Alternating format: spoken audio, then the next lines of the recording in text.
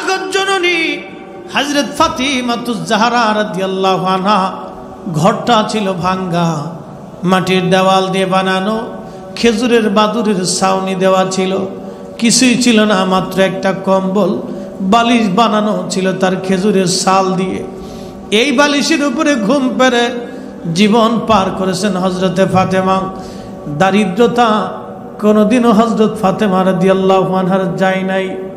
হযরত আলী রাদিয়াল্লাহু তাআলা আনহু, হযরত আলী রাদিয়াল্লাহু আনহু মাঝে মধ্যে বলতেন, ফাতেমা রে, তুমি তো, তোমাকে আমি কোনোদিন ভালো বিছানা দিতে পারি নাই, ভালো খাবারও কোনোদিন দিতে পারি নাই। হযরত আলী মাঝে মধ্যে বহু দূরে চলে গেলে খাবার থাকতো না, 2 দিন 3 দিন না খেয়ে এভাবে দিন পার হয়ে গেছে। একটা দুইটা খেজুর খেয়ে জীবন পার হয়েছে, তারপরও কোনোদিন তারা বেপরদায় রাস্তায় নেমে যায় নাই। আরে নারী, তুমি যদি ফাতেমার সঙ্গে জান্নাতে যাইতে চাও, তাহলে ফাতেমার চরিত্র তোমাকে আনা লাগবে, ফাতেমার চরিত্র তোমার মধ্যে আনা লাগবে, ফাতেমার চরিত্র তোমার মধ্যে আনা লাগবে, ফাতেমার চরিত্র তোমার মধ্যে আনা লাগবে। আল্লাহর নবীর দরবারে হযরত ফাতেমা একদিন আবদার করে বলেন, ইয়া নবী আল্লাহ, গনিমতের মাল আসছে, হুজুর আমার ঘরে তো দারুণ অভাব, নবী গো, গনিমতের মাল কি আমাকে দেওয়া যায় না? আল্লাহর নবী ডাক দিয়ে বলেন, ফাতেমা, আমার গরিব সাহাবীরা, আহলে সুফফা সাহাবীরা আমার ঘরে থাকে, আমার মসজিদের সামনে ওরা ঘুমায়, না খেয়ে থাকে। আমি গনিমতের মালগুলি আমার আহলে সুফফার সাহাবীদের মধ্যে বন্টন করে দেব। ফাতেমা, তুমি কোনো অংশ পাবে না। ফাতেমা মন বেজার করে নাই, আলহামদুলিল্লাহ বলে চলে আসছিল। সেই দিন আল্লাহর নবীর কলিজায় আজ বরদাস্ত হয় না, সহ্য করতে পারেন আল্লাহর নবী। নবীজি রাত্রিবেলা টোকা দিলেন ঘরের দরওয়াজা। ফাতেমা দরজা খুলে দেখলেন আব্বা হুজুর দাঁড়িয়ে আছে, ভিতরে ঢুকতে দিলেন। খাবার দেওয়ার কেমন কিছুই নাই, ঘরের মধ্যে বসতে দিবেন কোথায় তিনি, ওই অবস্থায় বসতে দিলেন ফাতেমা রাদিয়াল্লাহু আনহা। নবী আমার ডেকে বলে, ফাতেমা রে, তুমি কি গনিমতের মাল চাও না জিব্রাইলের পক্ষ থেকে একটা দোয়া আসছে, দোয়া বলে দিয়ে যাব? বলে, হুজুর গনিমতের মাল লাগবে না, আল্লাহ যে দোয়াটা আমার জন্য পাঠাইছে এই দোয়াটা আপনি আমারে শিখাই দিয়ে যান। আমার সাবজেক্ট হযরত ফাতেমা রাদিয়াল্লাহু আনহাকে নিয়ে, কিছু আমল ও ঈমান বাঁচানোর কৌশল নিয়ে। হযরত ফাতেমার জীবন থেকে কিছু আলোচনা করে আমি নারী জাতির প্রতি কিছু আদর্শ রেখে যাব। শুনেছি অনেক মহিলারা মাহফিলে বসে আছে। ও মা বোনেরা, খুবই মনোযোগ দিয়ে আমার কথাগুলি শুনবেন। হযরত ফাতেমাতুজ জাহরাকে, তার পরিচয় কি? সহিহুল বুখারীর কিতাবু ফাযাইল আসহাবিন নবী, বাবু ফাদাইল ফাতিমাতুজ জাহরা রাদিয়াল্লাহু আনহা, এই বাবের ভিতরে লেখা হয়েছে, ক্বালান নবী সাল্লাল্লাহু আলাইহি ওয়াসাল্লাম, আল্লাহর নবী বলেন, আল ফাতিমাতু সাইয়্যিদাতুন নিসাই আহলিল জান্নাহ, আমার ফাতেমা সৃষ্টির রমণী, কুলদের সর্দারিনী। আদম সফিউল্লাহ থেকে কিয়ামত পর্যন্ত যত নারী জাতি জান্নাতে যাবে, জিন ও মানব জাতির ভিতরে, জিন ও মানব জাতির ভিতরে, জিন ও মানব জাতির ভিতরে যত নারী জাতি জান্নাতে যাবে, সব নারীদের সর্দারিনী সাইয়্যিদিনী হলো হযরতে ফাতেমা। একবার জোরে বলা যাবে কি সুবহানাল্লাহ? কিন্তু জানবেন কি, হযরত ফাতেমা রাদিয়াল্লাহু আনহার বাড়ি খাবার থাকতো না। 7 নম্বর গেট বরাবর বাবুস সালাম দিয়ে যদি আপনি একটু আগায় যান, বর্তমানে একটা মসজিদ আছে না, মসজিদে আলী। এটা মসজিদ ছিল না, এটা ছিল ফাতেমার বাড়ি। ওই বাড়িতেই তিনি থাকতেন। কিতাবের মধ্যে আরসাল বেদায়ের ভিতরে ওনার বালিশ কি ছিল জানেননি? খেজুরের গাছ। খেজুরের গাছের ভিতরে যে শালগুলি থাকে, এই শালগুলি উঠিয়ে উঠিয়ে এনে কাপড়ের ভিতরে ভরে সেলাই করে ওটা দিয়ে বালিশ বানানো হয়েছিল। কল্পনা করতে পারবেন হে মা জাতিরা, কত সুন্দর করে আপনি সাজন গোজনে ব্যস্ত হয়ে যান। জান্নাতি জান্নাতি রমণীদের সাইয়েদিনী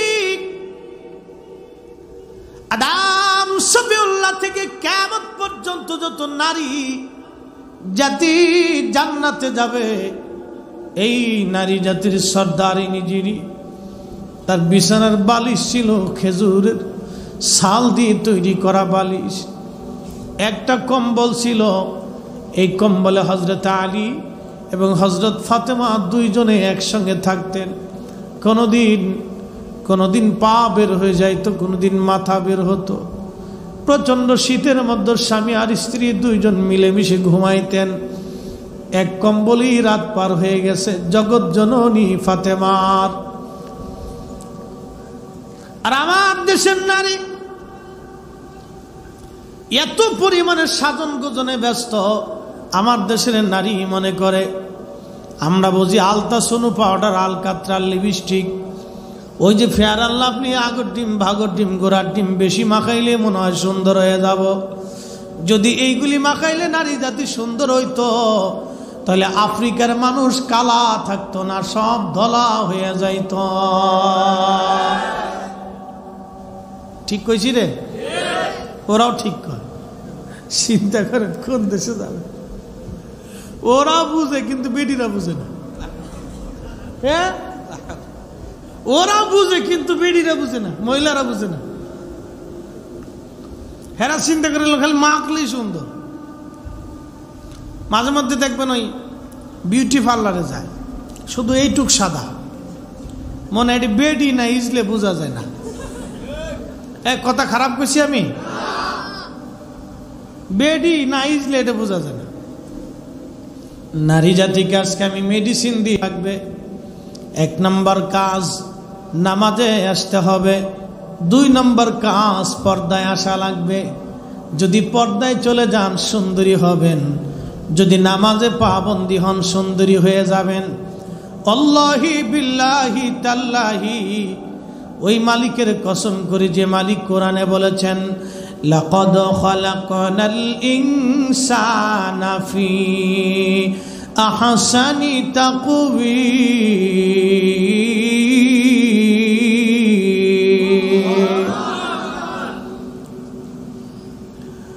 ওই মালিক আল্লাহ বলেছে আমি মানুষকে সুন্দর অবয়ব দিয়ে সৃষ্টি করেছি, মানুষকে সুন্দর অবয়ব দিয়ে আমি বানিয়েছি। মানুষ গোলাপ ফুলের কথা বলে নাই, গাঁদা ফুলের কথা বলে নাই, রজনী গন্ধার কথা বলে নাই, পৃথিবীর সুন্দর ফুলের কথা আল্লাহ বলে নাই। আল্লাহ বলেছে মানুষের কথা ফি আহসানি তাকওয়িম, সুন্দর করে বানাইছি। এই সৌন্দর্যের নূরানিও তারও বাড়বে যদি বান্দার সেজদার মধ্যে পড়ে যায়। এই সৌন্দর্যের নূরানিও তারও বাড়বে যদি বান্দা পর্দার ভিতরে চলে যায়। পুরুষের জন্য সৌন্দর্য অপেক্ষা করে নবীর প্রেমের মধ্যে আর নামাজের মধ্যে, অজুর মধ্যে। অজু গেলে আবার অজু করতে হবে। জোরে বলা যাবে না মারহাবা? অজু গেলে জোরে বলেন, অজু গেলে আবার অজু করবেন, সৌন্দর্য বাড়বে, কিছু লাগার লাগবে না। এখন পুরুষদের জন্য আবার মেডিসিন বেরিয়েছে, পোলাপান্ডে পাম দেয়, এটা লাগালে সুন্দর হয়ে যাবে। ওরা স্কুল কলেজে পরে চিন্তা করে আমার একটু গেটাং ফেটাং সেটাং ফোটাং ভালো হইলে তো খারাপ কি, এটা বুঝে না। এটিও ফার্মের তালে বসছে, এটির ফার্ম ফুম দেয়, এটি খালি মুখে মাখতে থাকে। যুবক বন্ধু, কিচ্ছু মাখান লাগবে না। অজু গেলে আবার অজু, অজু গেলে আবার অজু, সেজদার মধ্যে পড়ে যাও বন্ধু, আল্লাহ সৌন্দর্য বাড়াবে। ও নারী জাতি, হযরত ফাতেমা রাদিয়াল্লাহু আনহার ঘর ছিল খেজুরের মাদুর দিয়ে বানানো, কিছুই ছিল না তেমন ঘরের মধ্যে, মাত্র একটা গম পিষার আটা ছিল, রান্না করার তৈরির বাসন ছিল, খাবারের বাসন, পানির বাসন, এছাড়া ফাতেমার আর কিছুই ছিল না। এইগুলি দিয়েই হযরত ফাতেমার জীবন চলতো, জীবন চলতো। তার ঘরে আল্লাহ 2টি ছেলে সন্তান দিয়েছিলেন হাসান আর হুসাইন, দেখতে নবীর মতো দেখা যাইতো। আল হাসান ওয়াল হুসাইন সাইয়্যিদা শাবাবি আহলিল জান্নাহ, আমার হাসান আর হুসাইন দুইজন জান্নাতি যুবকদের সর্দার। একবার আওয়াজ তুলে জোরে বলা যাবে কি সুবহানাল্লাহ? ঘরের ভিতরে তেমন কিছুই ছিল না, তারপরও বেপরদায় যায় নাই কোনোদিন, এরপরেও বেপরদায় যায় নাই, বেপরদায় কোনোদিন যায় নাই, বেপরদায় কোনোদিন যায় নাই। ও নারী, তোমার তো অনেক কিছু আছে ঘরের মধ্যে, তুমি কেন বেপরদায় যাও? তোমার তো অনেক কিছু আছে ঘরের মধ্যে, অনেক দামি দামি পোশাক আছে, তারপরেও তুমি কেন বেপরদায় যাও রে বোন? জগৎ জননী হযরত ফাতিমাতুজ জাহরা রাদিয়াল্লাহু আনহা, ঘরটা ছিল ভাঙ্গা, মাটির দেওয়াল দিয়ে বানানো, খেজুরের বাদুরের ছাউনি দেওয়া ছিল, কিছুই ছিল না, মাত্র একটা কম্বল, বালিশ বানানো ছিল তার খেজুরের ছাল দিয়ে। এই বালিশের উপরে ঘুম পেরে জীবন পার করেছেন হযরতে ফাতেমা। দারিদ্রতা কোনোদিনও হযরত ফাতেমা রাদিয়াল্লাহু আনহার যায় নাই। হযরত আলী রাদিয়াল্লাহু তাআলা আনহু, হযরত আলী রাদিয়াল্লাহু আনহু মাঝে মধ্যে বলতেন, ফাতেমা রে, তুমি তো, তোমাকে আমি কোনোদিন ভালো বিছানা দিতে পারি নাই, ভালো খাবারও কোনোদিন দিতে পারি নাই। হযরত আলী মাঝে মধ্যে বহু দূরে চলে গেলে খাবার থাকতো না, 2 দিন 3 দিন না খেয়ে এভাবে দিন পার হয়ে গেছে। একটা দুইটা খেজুর খেয়ে জীবন পার হয়েছে, তারপরও কোনোদিন তারা বেপরদায় রাস্তায় নেমে যায় নাই। আরে নারী, তুমি যদি ফাতেমার সঙ্গে জান্নাতে যাইতে চাও, তাহলে ফাতেমার চরিত্র তোমাকে আনা লাগবে, ফাতেমার চরিত্র তোমার মধ্যে আনা লাগবে, ফাতেমার চরিত্র তোমার মধ্যে আনা লাগবে, ফাতেমার চরিত্র তোমার মধ্যে আনা লাগবে। আল্লাহ নবীর দরবারে হযরত ফাতেমা একদিন আবদার করে বলেন, ইয়া নবী আল্লাহ, গনিমতের মাল আসছে, হুজুর আমার ঘরে তো দারুণ অভাব, নবী গো, গনিমতের মাল কি আমাকে দেওয়া যায় না? আল্লাহর নবী ডাক দিয়ে বলেন, ফাতেমা, আমার গরিব সাহাবীরা, আহলে সুফফা সাহাবীরা আমার ঘরে থাকে, আমার মসজিদের সামনে ওরা ঘুমায়, না খেয়ে থাকে। আমি গনিমতের মালগুলি আমার আহলে সুফফার সাহাবীদের মধ্যে বন্টন করে দেব। ফাতেমা, তুমি কোনো অংশ পাবে না। ফাতেমা মন বেজার করে নাই, আলহামদুলিল্লাহ বলে চলে আসছিল। সেই দিন আল্লাহর নবীর কলিজায় আর বরদাস্ত হয় না, সহ্য করতে পারেন আল্লাহর নবী। নবীজি রাত্রিবেলা টোকা দিলেন ঘরের দরওয়াজা। ফাতেমা দরজা খুলে দেখলেন আব্বা হুজুর দাঁড়িয়ে আছে, ভিতরে ঢুকতে দিলেন। খাবার দেওয়ার কেমন কিছুই নাই ঘরের মধ্যে, বসতে দিবেন কোথায় তিনি? ওই অবস্থায় বসতে দিলেন ফাতেমা রাদিয়াল্লাহু আনহা। নবী আমার ডেকে বলে, ফাতেমা রে, তুমি কি গনিমতের মাল চাও, না জিব্রাইলের পক্ষ থেকে একটা দোয়া আসছে, দোয়া বলে দিয়ে যাব? বলে, হুজুর গনিমতের মাল লাগবে না, আল্লাহ যে দোয়াটা আমার জন্য পাঠাইছে, এই দোয়াটা আপনি আমারে শিখাই দিয়ে যান। আল্লাহর নবী বললেন, প্রত্যেক দিন 33 বার আলহামদুলিল্লাহ, 33 বার সুবহানাল্লাহ, 33 বার আল্লাহু আকবার পাঠ করে প্রত্যেক দিন রাত্রিবেলা তুমি ঘুমাইবারে ফাতেমা, আল্লাহর জিব্রাইল খবর দিয়ে গেছে তোমার ঘরে অভাব থাকবে না। একবার জোরে বলা যাবে কি সুবহানাল্লাহ?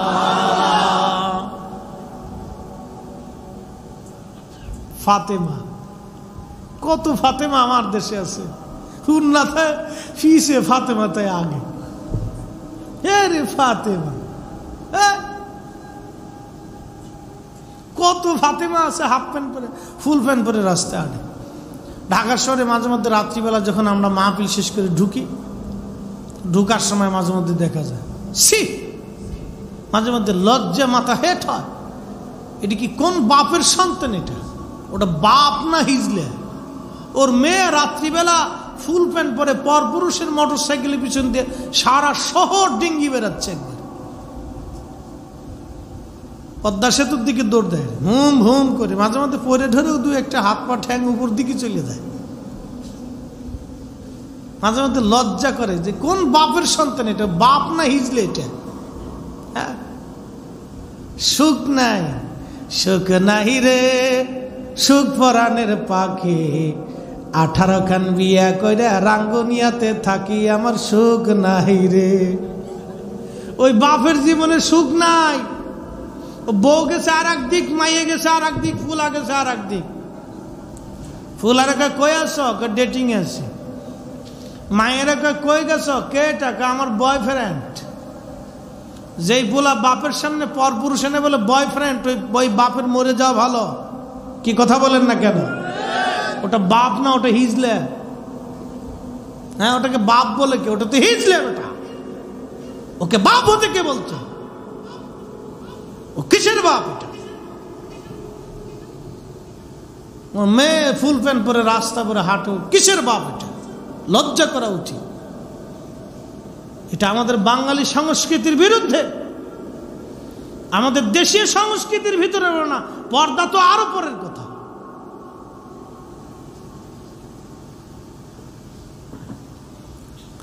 আমি জানি আমার কথা অনেক শক্ত হবে। দিন দিন এই ফিতনাগুলি বাড়তেছে। নবীর চরিত্র, নবী পরিবারের চরিত্র থেকে যদি আমরা দূরে চলে যাই, আল্লাহর কসম করে বলি শান্তি হবে না। কোটি কোটি টাকার মধ্যে শান্তি হয় না। কোটিপতি দেখেছি, শান্তি নাই, শান্তি নাই, শান্তি নাই। আল্লাহ বলছেন আলা বিযিকিরিল্লাহি তাতমাইন্নুল কুলুব। শান্তি যদি পেতে চাও, আল্লাহর জিকিরের মধ্যে শান্তি। নিজের সন্তানকে জিকির কর্নেওয়ালা বানান, নিজেকে জিকির কর্নেওয়ালা প্রতিষ্ঠিত করেন। বলে হুজুর জিকির কর্নেওয়ালা কি? নামাজ আল্লাহর জিকির, রোজা আল্লাহর জিকির, হজ আল্লাহর জিকির, মিলাদুন নবী আল্লাহর জিকির। একবার জোরে বলা যাবে কি মারহাবা? এই মিলাদুন নবী আল্লাহর জিকির, নবীর সুন্নাত আল্লাহর জিকির, কোরআন মেনে চলা আল্লাহর জিকির, নারীকে পর্দায় দেওয়া আল্লাহর জিকির, সন্তানকে নেককার বানানো আল্লাহর জিকির, আল্লাহর স্মরণ, আল্লাহর স্মরণ, আল্লাহর স্মরণ। খোদার কসম করে বলি, ওই মালিকের কসম যে মালিক আজকে এই বাংলাদেশের উপকূলীয় প্রত্যেকটা জেলাতে পানি দিয়ে দিয়ে আল্লাহ পাক সজীব করে দিয়েছেন। পৃথিবীর সব বিজ্ঞান আর জ্ঞান আর পৃথিবীর সব দেশ যদি ইচ্ছা করত, আজকে আল্লাহ যেইভাবে পানি দিয়েছে এইভাবে পানি দিতে তারা পারবে না। কথা বলেন ঠিক কিনা? আমি সেই আল্লাহর কসম করে বলি, আল্লাহর জিকিরের মধ্যে শান্তি। নিজের সন্তানকে নামাজি বানান, নিজের মেয়েটাকে পর্দাসীন বানান, লজ্জাশীলা বানান, আদবওয়ালা বানান, জিকির কন্যাওয়ালা বানান। শান্তি পাবেন, শান্তি পাবেন, শান্তি পাবেন। নতুবা শান্তি হবে না। কোটি কোটি টাকার মধ্যে কোনো শান্তি নাই। দুনিয়াতেও নাই, মরণেও নাই, কবরেও নাই, হাসরে নাই। বাংলাদেশের বহু ধনী করোনার সময় মারা গেছে। ছেলেটা লাশের পাশেও আসে নাই, ডরে। বাবার করোনা হয়েছে, করোনায় বাবা মারা গেছে। আমি ইউসুফি ব্যাংকে ঢুকছি, ম্যানেজার আমার হুজুর কি বলবো বলেন, আমাদের ইউসুফির এমডি মারা গেছে। কেমনে মারা গেছে? বলে করোনায়। আমি বললাম ওনার কাছে করোনা কেমনে গেছে? হুজুর কেমনে যে গেছে, এটা কেমনে কই? আমি বললাম কেমনে গেছে কন তো? দেখেন ওনার দরজাতে ঢুকতে হলে 7টা গেট আছে, 7টা গেছে, 7টা দারোয়ান সেখানে আবার প্রত্যেক দিন সবসময় স্প্রে করতেছে। হেতা আবার 7টার ভিতরে বসে মাস্কটা করে এমনি বইয়ে দেয়। তো হেতার কাছে করোনা কেমনে গেল? আমাকে বাতাসে বাতাসে উড়িয়ে চলে গেছে। তাকে বাতাস উঠলো, আমরা ধরলো না, বলে আমরা ধরবে না। আমি এই যে করোনার ভিতরে লক্ষ লক্ষ মানুষের সাথে মুসাফা করেছি, প্রত্যেক দিন মাহফিল করেছি, প্রত্যেক দিন মাহফিল এসে মানুষের সাথে মুসাফা করছি। কেউ করতে না চাইলেও জোর করে করছি। এই মিয়া করে এত মানুষের সাথে মুসাফা করলাম, আমারে করোনা ধরলো না। এটার এসি রুমের ভিতরে করোনা গেছে। আল্লাহর গজব গেলে এইরকমই যা। কথা বলে ঠিক না বেটে?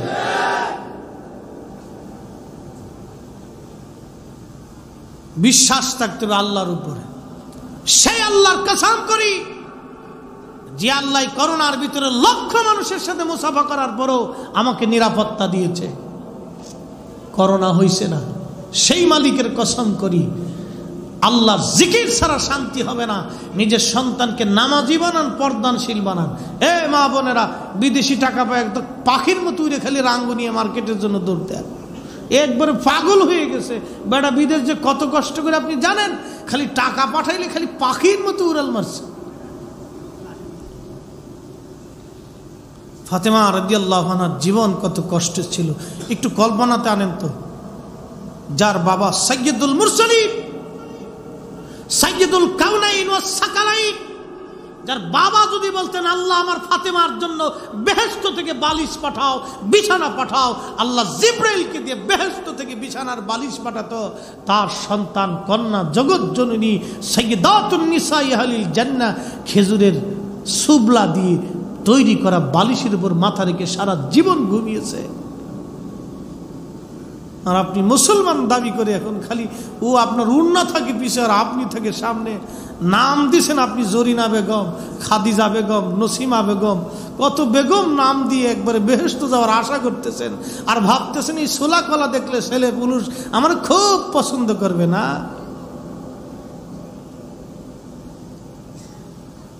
বড় আফসোস। ইনশারিল ওয়াসওয়াসিল খান্নাস, শয়তান খালি এখানে যে ধোঁকা দিতেই থাকে শয়তান। এ মুসলমান হওয়া লাগবে আমাদেরকে।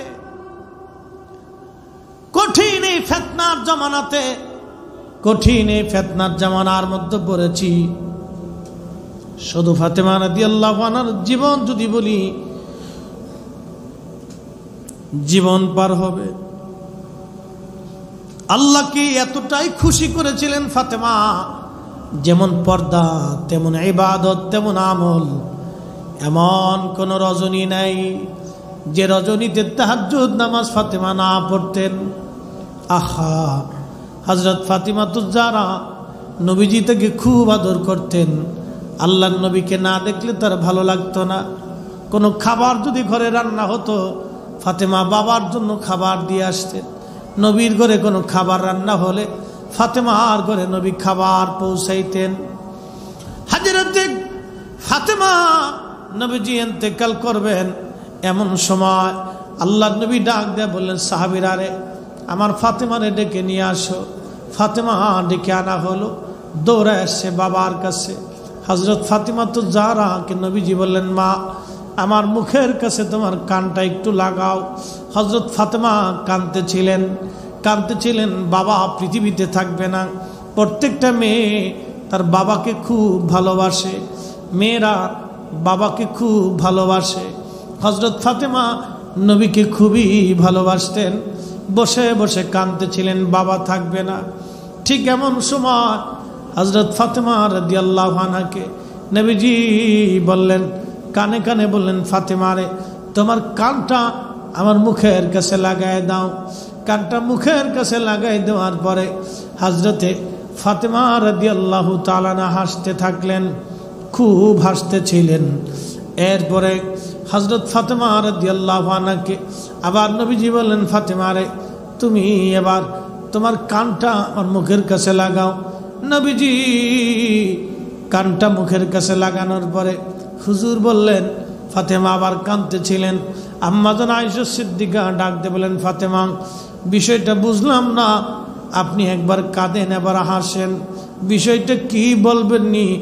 আল্লাহর নবী কন্যা জগৎ জননী ফাতিমাতুজ জাহরা বললেন, আম্মাজান আব্বা হুজুর আমাকে প্রথমে বলেছিলেন কানের কাছে মুখ লাগাইলে আব্বাজান বললেন, আব্বাজান নাকি দুনিয়াতে বেশি সময় থাকবে না। বাবার বিরহ বেদনায় আমি বরদাস্ত করতে না পারে ফাতেমা আমি কাঁদতেছিলাম। দ্বিতীয়বার আব্বাজান আমার কানে কানে বললেন, ফাতেমা রে আমার ইন্তেকালের পরে তুমি সর্বপ্রথম আমার ফ্যামিলির মধ্যে আমার সঙ্গে তোমার দিদার হবে, জান্নাতের মধ্যে একসঙ্গে তুমি আর আমি থাকবো। একবার জোরে বলা যাবে কি সুবহানাল্লাহ? আমার ইন্তেকালের পরে আমার ফ্যামিলির মধ্যে তুমি সর্বপ্রথম ইন্তেকাল করবে। অথচ আল্লাহ বলে দিলেন, ওয়ামা তাদরি নাফসুম বিআইয়ি আরদিন তামুত। বান্দার কখন কোন অবস্থায় মারা যাবে আল্লাহ ছাড়া কেউ জানে না। নবী বলে দিলেন, ফাতেমা রে, তোমার মৃত্যু আমার ইন্তেকালের পরে তোমার মরণ হবে, আর আমার ফ্যামিলির মধ্যে তুমি সর্বপ্রথম মারা যাবে। কিছুদিন পরে জান্নাতের ভিতরে আমরা দুইজন একসঙ্গেই থাকবো। একবার জোরে বলা যাবে কি সুবহানাল্লাহ? ফাতেমা বলে, মা জননী, আমি খুশিতে এই জন্য হাসতেছি, আমার দুঃখগুলি দূর হয়ে গেছে, কারণ আমার ফ্যামিলির মধ্যে আমি প্রথম মারা যাব, আব্বাজানের সঙ্গে জান্নাতে একসঙ্গে থাকব। এর চাইতে খুশি আমার জীবনে আর কি হতে পারে? মুসলমান, খুবই মনোযোগ দিয়ে শুনেন। এমন একটা জামানার মধ্যে পড়েছি, এটা ভয়াবহ ফিতনার জামানা, বড় মুসিবতের জামানার মধ্যে পড়েছি। ইমান বাঁচানো বড় মুশকিল, ইমান বাঁচানো মুশকিল, আমল বাঁচানো মুশকিল, ইমান বাঁচানো মুশকিল, আমল বাঁচানো মুশকিল। আল্লাহর নবী বলতেন, আমার উম্মতের এমন একটা জমান আসবে, আমার উম্মত কেউ সুদ থেকে মুক্ত হবে না, কেউ সুদের সঙ্গে সরাসরি জড়িত থাকবে, কেউ সুদের সঙ্গে প্রকাশ্য থাকবে, কেউ অপ্রকাশ্য থাকবে, কেউ সুদের সাক্ষী থাকবে, কেউ সুদ লেখবে। এই জমানা চলে আসছে বর্তমান। ব্যাংকিং পদ্ধতিতে এমন কেউ নাই রে সুদের সাথে যুক্ত না আছে। হয় কেউ সুদের সাক্ষী হয়, না কেউ সুদ লেখে, আর নাই কেউ সুদ সরাসরি খায়, আর নাই কেউ সুদ দেয়। না দিলে কোনো সিস্টেম নাই বাজান। আপনি হজে গেলেও ব্যাংকের মাধ্যমে সুদ বুঝাই দিতে হয়। কথা কন্যা কেরে, নবীর কথা বাস্তবে রূপ নিয়েছে। এগুলি কিয়ামতের আলামত। বর্তমান সময়ে বেঁচে থাকা বড় মুশকিল, ইমান বড় মুশকিলের জমানায় পড়ে গেছে।